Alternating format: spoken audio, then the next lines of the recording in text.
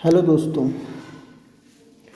यह बात है 15वीं शताब्दी के प्रारंभ की।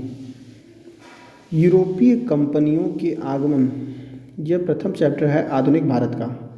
इसमें हम भारत के नए समुद्री मार्ग की खोज का वर्णन करेंगे। 15वीं शताब्दी के प्रारंभ में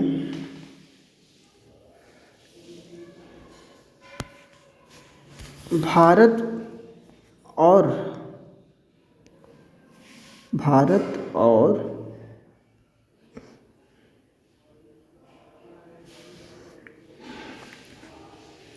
एशिया के क्षेत्र पर अधिकांश शासन अरब वासियों का ही था, जबकि यूरोप वाले क्षेत्र पर अधिकांश शासन इतावली व्यापारियों का था। इतावली हिंदी में कहते हैं इटलियंस। इटली के व्यापारी यूरोप में अधिक शासन किया करते थे, व्यापार किया करते थे, और अरब वासी भारतीय बेल्ट पर सर्वाधिक व्यापार किया करते थे। 1453 ईस्वी में एक प्रमुख घटना घटती है। तुर्की के इस्तांबुल शहर के पास कुस्तुनतुनिया नामक स्थान पर तुर्कों का शासन हो जाता है, जिससे पूरे यूरोप में भारत से जाने वाला मसाला अब तुर्की अरब वासियों और तुर्की दोनों के टैक्स के अधीन आ जाता है, जिससे यहाँ पर मसाले का रेट बहुत ज़्यादा बढ़ जाता है। इसके उपाय के लिए यूरोपीय व्यापारी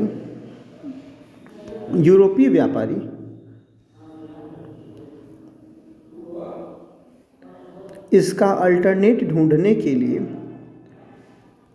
इस पूरे क्षेत्र से इनसे टकराव नहीं ले सकते थे, इसलिए वह नए मार्ग की खोज करना प्रारंभ करेंगे। इस नए मार्ग की खोज के लिए स्थल मार्ग तो अवरुद्ध हो चला था, अब उनको एक रास्ता सिर्फ जल मार्ग से ही ढूंढा जा सकता था। वर्ष 1493 ईस्वी के पश्चात सभी यूरोप के बड़े राष्ट्र अपने अपने देश में जहाज रानी निर्माण, नौ परिवहन विज्ञान का अलग अलग विभाग खोलेंगे, जिसमें प्रमुख नाम रहेगा पुर्तगाल के राजकुमार प्रिंस हेनरी द नेविगेटर का। यहाँ पे पुर्तगाल पड़ रहा है, देखिएगा थोड़ा ध्यान से। पुर्तगाल जो है इस जगह पड़ रहा है, स्पेन के बगल में।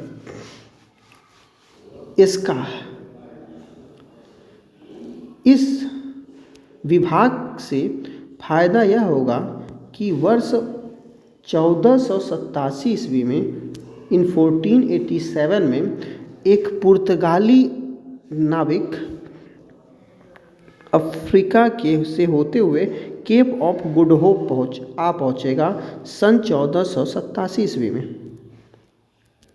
इस नाविक का नाम रहता है बार्थोलोम्यू डियाज।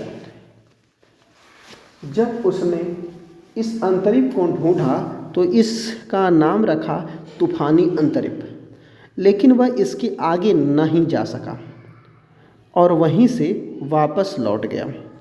आया था 1487 में और वापस भी उसी वर्ष लौट गया। अब वह हार मान चुका था, लेकिन भारत की खोज में अग्रणी भूमिका पुर्तगाल के साथ साथ एक देश और था, जिसका नाम स्पेन था। स्पेन ने भी भारत की खोज के लिए कई नाविक बेड़े तैयार कर रखे थे, जिसमें एक नाविक बेड़ा कोलंबस के अंतर्गत आगे बढ़ेगा और अमेरिका जाकर के अमेरिका की भारत की खोज करने के चक्कर में अमेरिका की खोज कर देगा। यह वर्ष रहेगा 1492। इसी कड़ी में भारत की खोज की ही कड़ी में वर्ष 1498 ईस्वी में वास्को डी गामा नामक एक पुर्तगाली व्यापारी उसी मार्ग को फॉलो करते हुए जो बार्थोलोम्यू डियाज ने तूफानी अंतरिक्ष को ढूंढा था, उसी को रास्ते को फॉलो करते हुए कैप ऑफ गुड होप पे जाके पहुंचता है, जहाँ पर उसकी मुलाकात गुजरात के प्रमुख व्यापारी अब्दुल मनीद से होती है। अब्दुल मनीद भारत का रास्ता बताने में सहयोग करने का वादा करता है और अब्दुल मनीद के साथ वास्को डी गामा भारत के कालीकट बंदरगाह मालाबार के कालीकट बंदरगाह के कप्पड़ डाबू बंदरगाह पर पहुंचता है 17 मई 1498 ईस्वी को। 17 मई 1498 ईस्वी को। इस प्रकार 1498 ईस्वी को यहाँ पर उसका स्वागत मालाबार तट के हिंदू शासक राजा जमोरिन ने किया।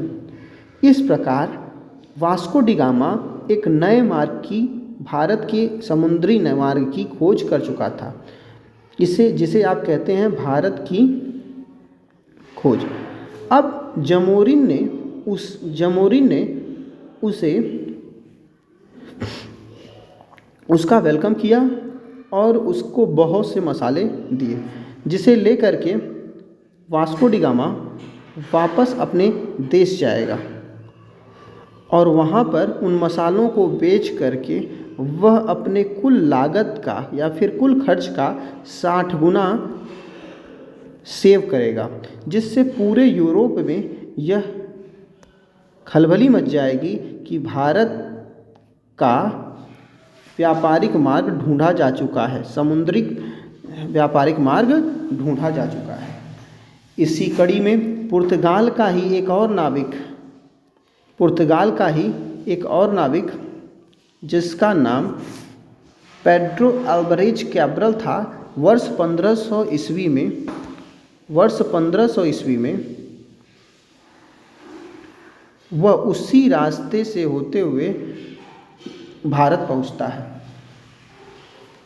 चूँकि वास्को डी गामा बहुत लाभ 1498 में जब भारत आया तो उसे मसालों को बेच करके बहुत लाभ की प्राप्ति हुई थी, तो वह वास्को डी गामा पुनः भारत 1502 ईस्वी में वास्को डी गामा पुनः भारत आएगा।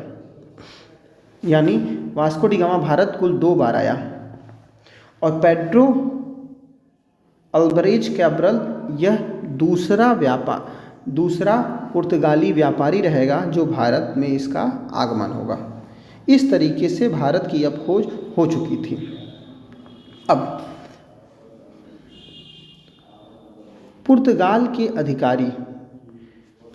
पुर्तगालियों ने वर्ष 1505 ईस्वी में फ्रांसिस्को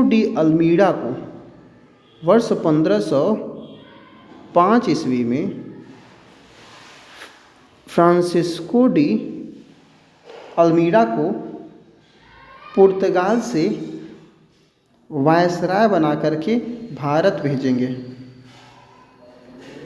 जो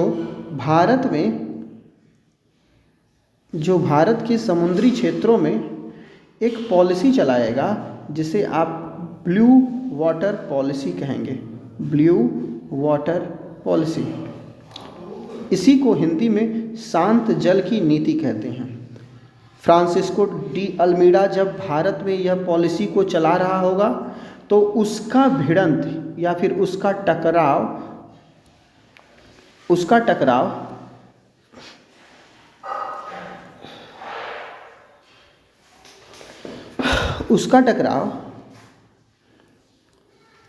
3 संयुक्त सेना गुजरात के महमूद महमूद बेगड़ा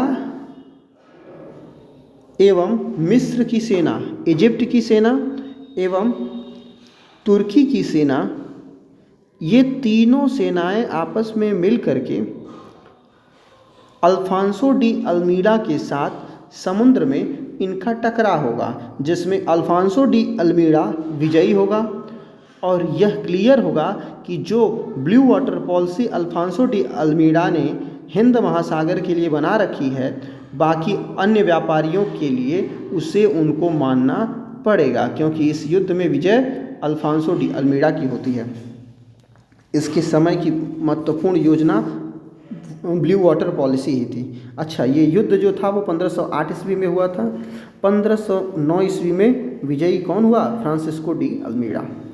1509 ईस्वी में 1509 ईस्वी में भारत में अल्फांसो डी अल्मीडा नामक वायसराय अल्फांसो डी अल्बुकर्क नामक व्यक्ति भारत का वायसराय बनकर के भारत आएगा।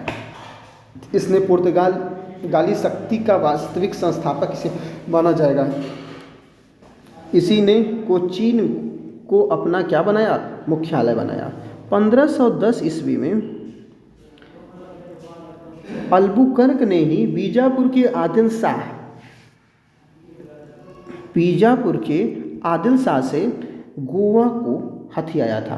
1511 ईस्वी में दक्षिण पूर्वी एशिया की महत्वपूर्ण मंडी मलक्का पे अधिकार यही करेगा और फारस की खाड़ी हरमूज पर उसका अधिकार होगा। भारतीय स्त्रियों से विवाह करने की नीति सबसे पहले अल्बुकर्क ने ही लाई थी। इसी के शासनकाल में इसने भारत में शासन करने के लिए 3G पॉलिसी अपनाई। 3G means first G for gold, second G for God and third G for glory.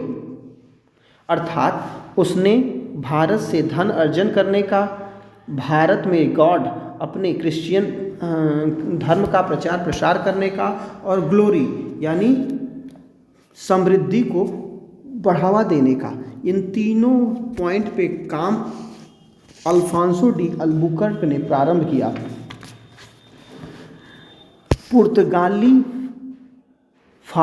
पुर्तगालियों ने भारत में सबसे पहली बार अल्फांसो डी अल्बुकर्क के शासनकाल में ही वर्ष 1515 ईस्वी में प्रथम क्रिश्चियन पादरी फादर लुई विजयनगर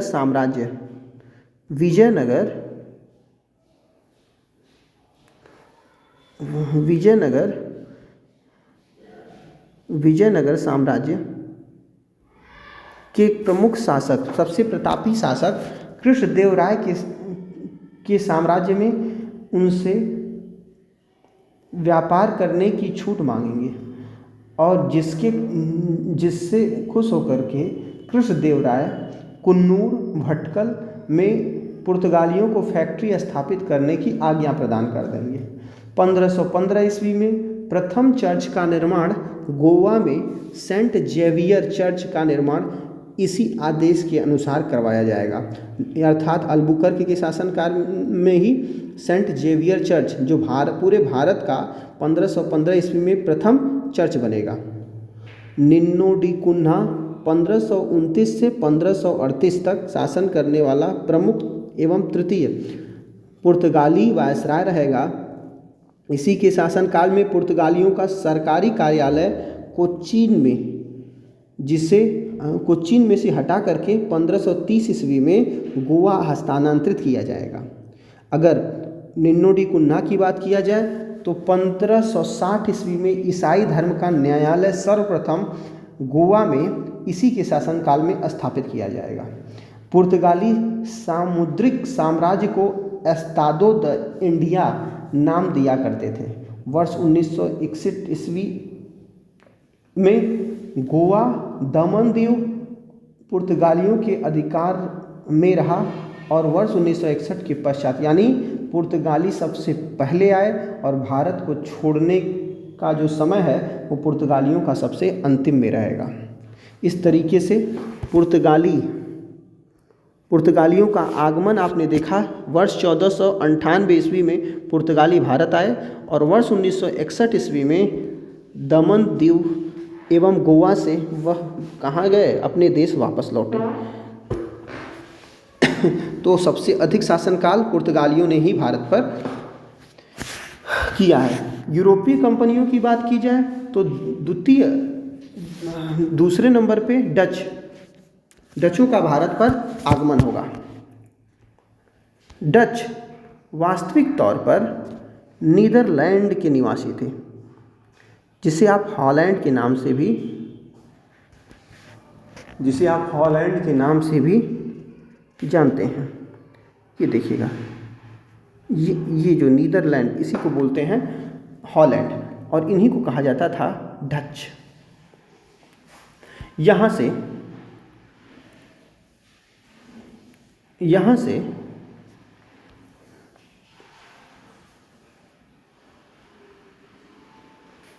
नीदरलैंड से डच सर्वप्रथम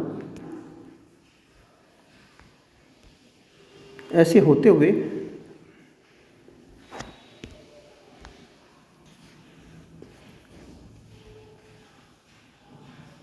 डच यहाँ से होते हुए इस तरीके से कहाँ पहुँचे, भारत में। ये हॉलैंड के निवासी थे। पुर्तगालियों के बाद डच ही भारत में सबसे पहले आए। 1595 में ये नीदरलैंड से चले थे और सबसे पहले सुमात्रा द्वीप पर ये पहुँचे, जबकि इन्होंने अपनी पहली कंपनी 1602 ईस्वी में बनाई, जिसका नाम था United East India Company of Netherland. इसका मूल नाम VOC था, वेरिनिजीड ओस्ट इंडीज कंपनी। इस कंपनी में कुल 17 व्यक्तियों का एक बोर्ड बनाया गया था। प्रथम डच फैक्ट्री की बात की जाए तो इसकी स्थापना पिपली में सन 1627 ईस्वी में की गई। 1653 ईस्वी में हुगली के निकट चिनसुरा में डचों ने सबसे पहली कोठी स्थापित की। चिनसुरा के डच किले को गुस्तावुस फोर्ट का नाम दिया गया। 1605 ईस्वी में प्रथम डच फैक्ट्री की स्थापना की गई थी। स्वर्ण सिक्के पैगोडा डचों ने ही भारत में ढाला था। इस प्रकार डचों ने वेदना युद्ध में अंग्रेजों से हार प्राप्त किया और वापस लौट गए। अगला वीडियो